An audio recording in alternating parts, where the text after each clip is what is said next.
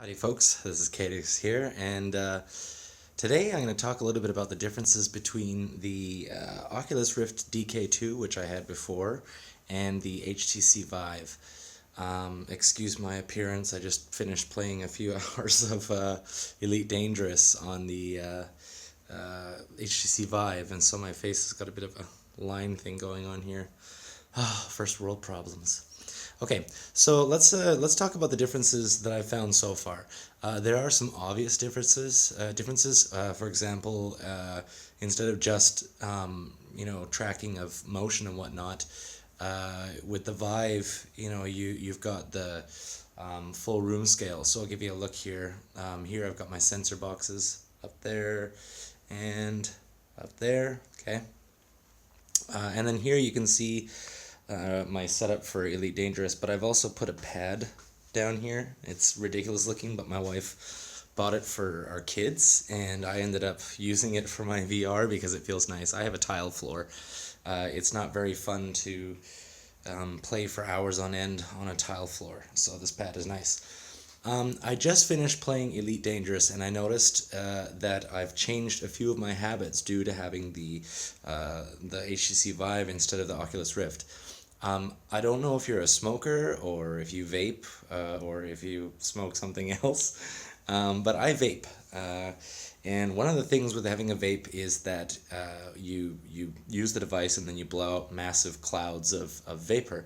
And this causes interference with the camera for the Oculus Rift DK2.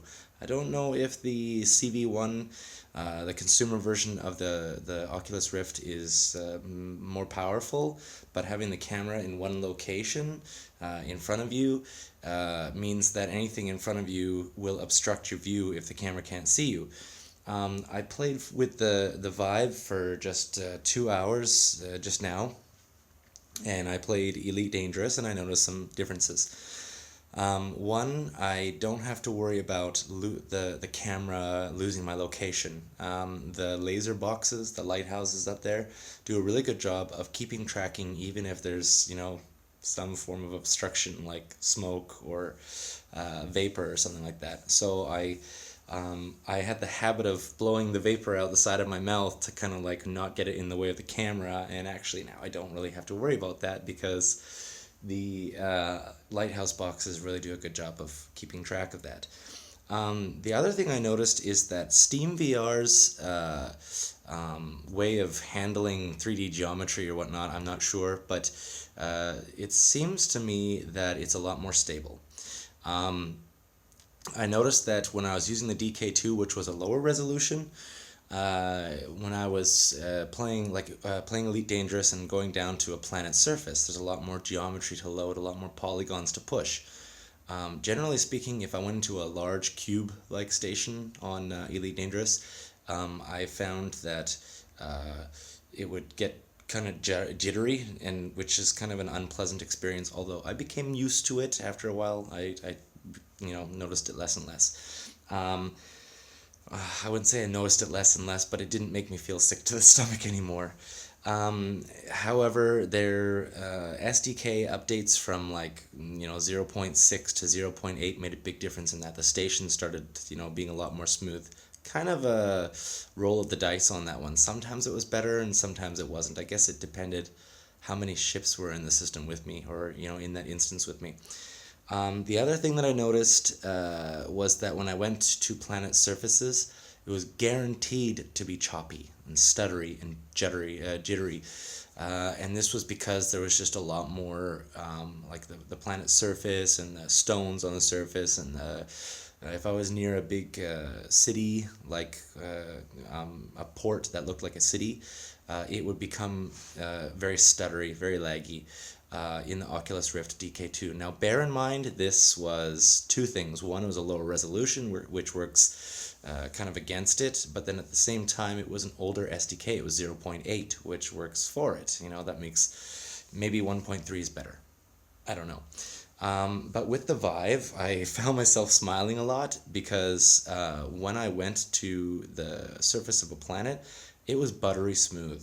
I think that the only time I might have noticed like one judder or jitter here or there was when it was like loading in something, and it would just be for a very split second, and then it would just catch up and be perfectly fine. So my first experiences with the Vive, playing something I had already played with the DK2, really showed me that I feel like HTC, or sorry, not HTC, Valve has done a really good job with their Steam VR platform, because it seems to handle three-dimensional things a lot better than my experiences with the DK2. Again, though, your mileage may vary. It may be different for you, especially if you're using a consumer version with the updated software development kit, or sorry, if you're using the updated runtime, that's 1.3 instead of 0.8. If you're just getting into VR and you just got yourself an Oculus Rift consumer version, you probably won't know what I'm talking about, because you're dealing with the consumer version, not the developer version. But for me, I definitely noticed a difference. If you are currently the owner of a DK2 and you're wondering if the difference between a DK2 and a Vive is worth it, maybe you're planning to get the Oculus Rift consumer version, cool, power to you. But if you're wondering and considering the HTC Vive, I would say that the Steam VR experience makes things a lot smoother from my experience. So yes, you're definitely going to notice a difference. Anyway, I hope that's helpful information for you, and I'll see you guys next time, the next time I make a video. Until then, Katigus out.